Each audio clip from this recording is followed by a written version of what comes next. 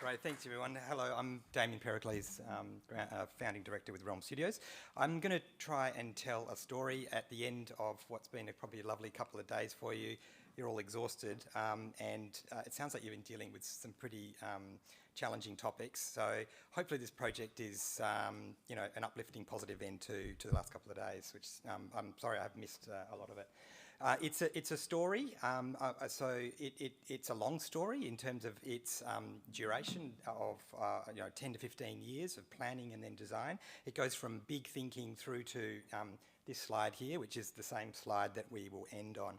It touches on a number of documents and project kind of outcomes. And of course, there are so many people involved in a 15 kind of year project, and these are the main things that I'll be touching on, and I'll try and do it justice. I should also quickly note that Kathy Meaney was going to be my co-presenter. She and Syrinx and Sync 7 were responsible for what was called the Living Knowledge Stream component of this work.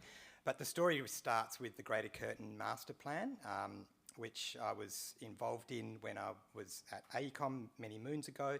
That project then evolved into the Stage 1 design guidelines for what has ultimately become Exchange, known as the precinct known as Exchange. And the Living Knowledge Stream became some important guidelines for that project. And then ultimately where I will land, which was that first slide, is the design and built environment building and the project specifically associated with that.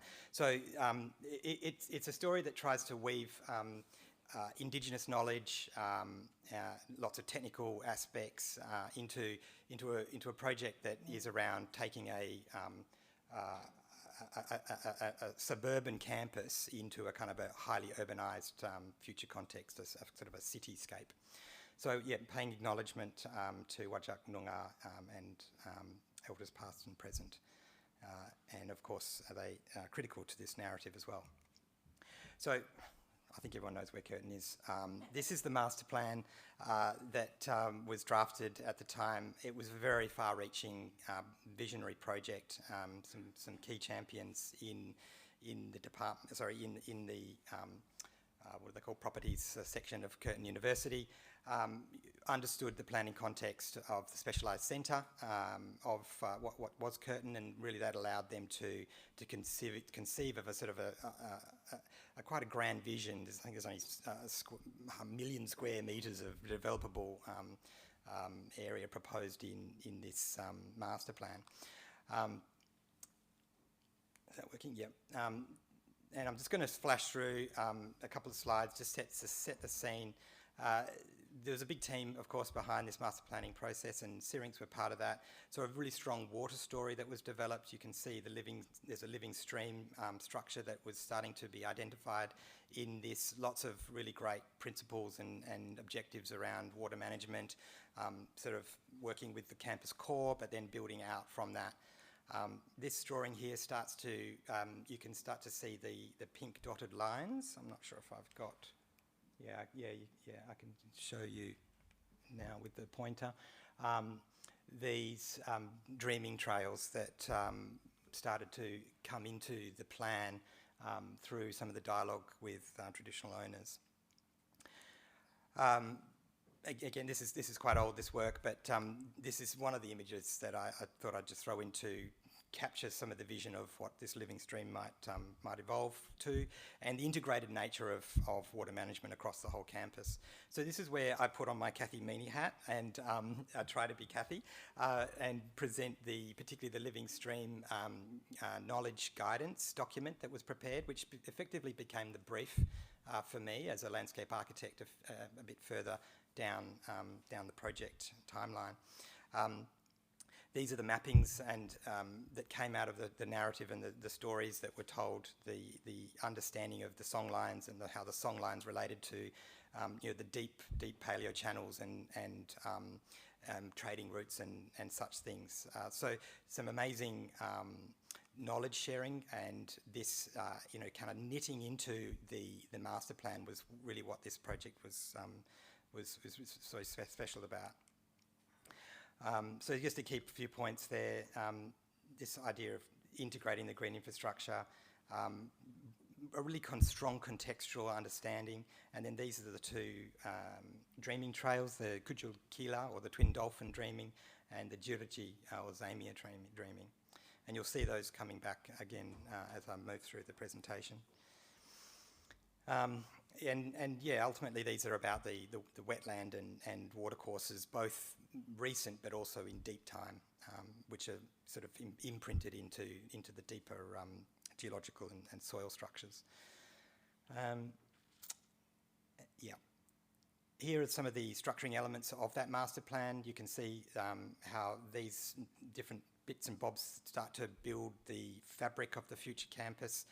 The two song lines as well that start to kind of thread their way through and start to inform place, essentially, and character. And it's this intersection as it happens. If I go back, you get this moment in the northern part of the campus, which happens to be where stage one of this project is commenced, the exchange precinct. So that's where we end up sort of doing some design work in a minute. I'll show you.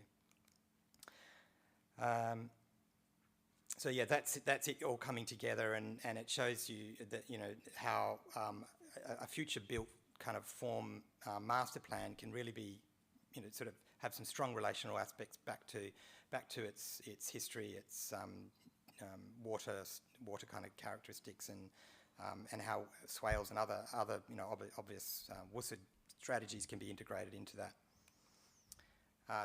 The document then lands on vegetation, and the two trails, of course, become associated with vegetation as well, and materiality. So the document and the process involved doing some board logs and actually checking those histories, those deep layers of time, and then ultimately it manifests in this sort of cultural expression across the future campus, and those various typologies that get expressed as well. So that's sorry, and it even gets down here into lots of cross sections that run through all those different typologies. It's a beautiful document. It's award-winning, and you know, please have a good look at it if you've got the moment to do so. And it lands almost in terms of a brief for us as we move forward into that next layer of detail, with imagery and materiality and textures and colours and the like. So it was a really informative document and beautiful document to work with as a brief. So this is the northern part of Curtin Uni. It's an image, aerial image taken just before we got into stage one, or what was then became later known as the exchange precinct. And I'll just toggle between these two images so that you can get a sense of what's happened. Stage one has effectively established a major crossroad called University Boulevard, and as part of those works, the delivery of a bus interchange. You've got the campus core, and you've got the main drag, and so this kind of connectivity here between the main circulation network of the campus core to what was later named Kulini Way, and the bus interchange became a very critical structuring, urban design, master planning device, threading people through a very narrow aperture there, and you know, capturing that energy, both just in terms of culture but also retail. We've got a whole series of different buildings that I'll explain in a second. This is the landscape master plan. I should note that in between there was Place Laboratory, another landscape architectural practice around town, delivered the beautiful work associated with the bus interchange, but also this intersection here. So our job was to come in under a sort of a PPP model, to essentially deliver the four buildings that are there. There was a fifth building here that was pulled from the deal just because the timing wasn't right. But these are essentially the different components of the master plan. Mainly it's been around delivering of student accommodation. So you get to the east here is St Catherine's College, roughly 500 beds. This would have been another 500 bed student accommodation building, which who knows what the timing is, but at some point. And then again, another 500 odd bed student accommodation. This is the premier one. This one here is a bit of a cheaper model. It's a different sort of offers. This building here is quite a unique building insofar as it's got a multitude of different uses, a retail ground floor, a hotel on the western portion, and a bunch of different kind of university and academic aspects, and then topped with some accommodation, so apartments.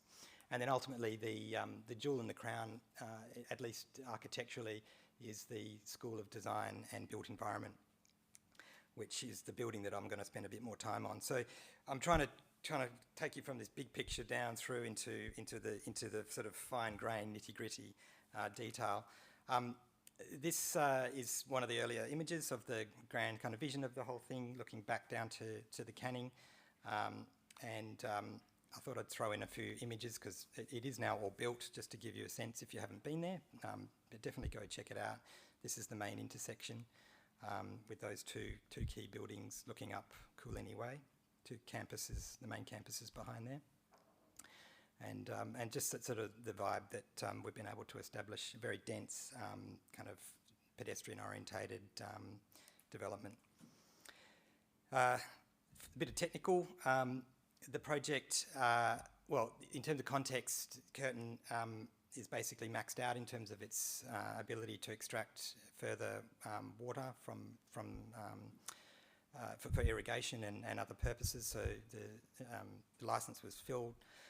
So the design guidelines were required this development to effectively minimise all water use, and so straight away the requirement for a precinct tank was looked at. So this blob of yellow here is a large precinct tank that captures roof water from all of those buildings that I've talked to. So it's quite I guess an innovative aspect to achieve that. The water then is used for flushing of toilets and irrigation. So the stormwater then is treated through various other swales and standard sort of WSID approaches, but that capture of water for reuse was a great kind of innovative aspect. And what it led us to do as landscape architects on the precinct was have to kind of work with the sort of the volume of that water. The irrigation strategy was another really interesting thing to have worked through, where our irrigation consultant worked with the hydraulic consultant on the project to effectively work out from a rough design what the water usage and demand was, and to establish what kind of profiles and we would achieve. And it effectively resulted in a sort of a reverse engineering for us, which I've never ever had to do. Normally, standard practice is just you just design, and whatever water requirements are a result of your landscape design are what they are. But in this instance, we had a kind of a quota, and we actually needed to redesign the landscape to meet the water demand. So for the first time in my career, at least, that was a really kind of novel and innovative approach to the design. And effectively, what that meant was minimising grass, of course. So we've hardly got any grass across the precinct. Focusing our energies on water to trees, because trees produce canopy. Canopy is where we get the cooling. And of course the whole suite of native, low water use species. There were biodiversity targets as well in the guidelines. So I can't remember the exact quota, but it was relatively challenging for us to meet both a native from an Australian native, but then also endemic, locally endemic mix across the projects, which has produced a great outcome in terms of biodiversity and those outcomes. I'm now going to I don't know how I'm going for time. I'm just not conscious of time. But I'm now going to land on to the jewel in the crown, as I said, this School of Design and Built Environment, where some of the poetry and some of the those earlier ideas that I've talked to really started to kind of land in built form. This building is remarkable. If you've not been in to have a look at it, it's quite incredible. Just the level of finish for a student building, it's quite remarkable. It features a north-facing central courtyard that becomes this central focus to the whole building, really. It's and everyone, wherever you are, you can kind of see into this space.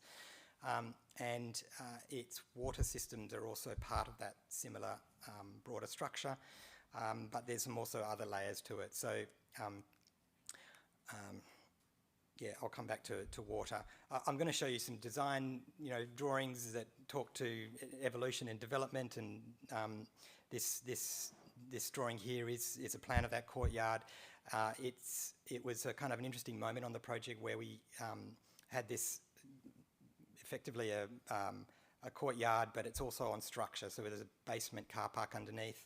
One of the first things we were able to negotiate was to knock out a car bay and effectively hold a body of deep soil through the structure, through the basement structure, which we also did on some of the other sites across the precinct as well.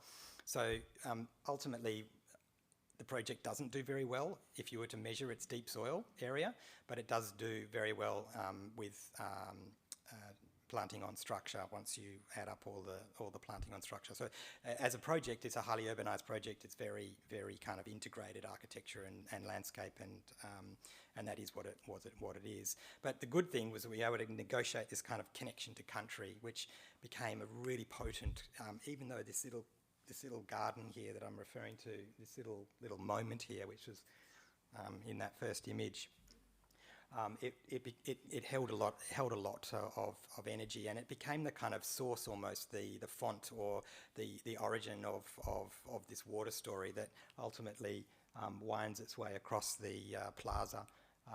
It turns into some more allegorical elements and connects back out to the street, where it theoretically continues on its way into a bigger, broader system that I talked to earlier, the living stream.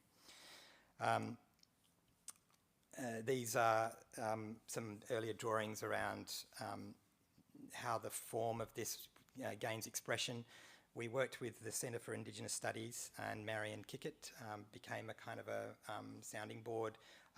She's a traditional owner and someone we were able to actually generate design with. Until that time, it was very difficult. There was a brief to do something indigenous, and as a whitey, that's just kind of a total no-go. And there was some standoff sort of moments in the project. But once we actually had that person that we could sound off, bounce off, we were able to kind of confidently start to generate. Good, that's about all I need. So thank you. So this all develops. Here's a little bit more of a clear diagram around the water story. Effectively, we have a traditional approach with a infiltration bank gallery underneath the basement. What we decided to do was have a little volume prior to that, which when fills up, it actually triggers a pump. The pump then brings the stormwater back up through this series of rills and water streams, etc., across the deck, effectively creating a kind of a ephemeral expression of water. And I've got a video, but I might not be able to show you the actual flow of that water. So it's a very kind of minimal but poetic kind of expression of all of those layers of water history. We ended up, there's a section that shows you that kind of connection through the basement, and you can see that there's this large expanse of concrete, which was deliberately left at this point because ultimately we needed to do some art. And here's Helen, who is introduced into the process. She's an art coordinator, and there was through both the Curtin University and Lend-Lease, who were the builder, an elevated wrap that they both had in place. they decided to identify an emerging Noongar artist to essentially take on this surface. So Kamsani Binsala was the recipient of that process. He was great to work with. Here's a couple of images of him with Marion and Noel, who became their kind of his cultural guidance, and again a couple of images of how we started to develop these beautiful, well, not we. This is Cam.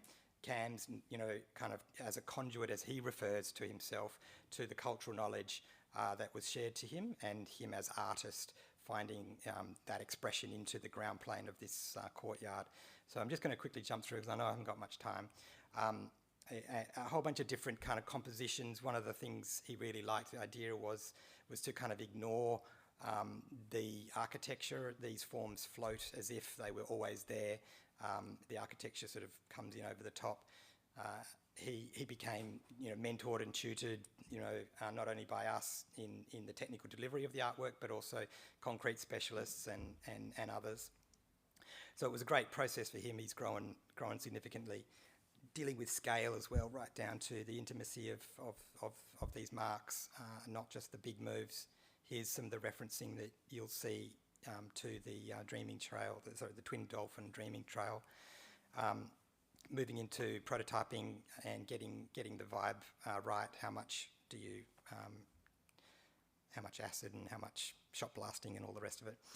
Modelling and getting it feeling right, so the visualisations, everyone knows what they're getting, and then moving into production, setting up these steel plates that are the void, or the forms for doing the shot blasting, and then this is a couple of shots that just show you the construction process, where we blocked out the artwork, poured everything except the artwork, then came back and poured the artwork, and were able to manage that separately, and then coming through with this very laborious shot blasting, a spaceman kind of thing, and so a beautiful kind of outcome that's really anchored those original narratives that Noel and others have influenced literally into this surface, and there's Cam doing his modelling career, and the final kind of outcome of this sort of sunken rain garden with a very large melaleuca that we dropped in. It is a quinquenervia, but the other two are local, and it's doing very well. There's a good shot of the font where the water comes out just mysteriously and goes on its way, and then goes into a rill under the meanders across the plaza. And so it's been a great ride, and there's just a couple of other shots that show how it then returns through in this bowl. The bowl then captures the water, it gets recycled, it kind of goes through a process of recycling, so it's a bit of an echo, and then eventually it'll just shut off when there's been a few losses to the system. And then there's the ribbon, which is this beautiful element. Really has got no purpose other than telling a story. People do walk on it. Maybe made sure we engineered it so you can walk on it. But there you go.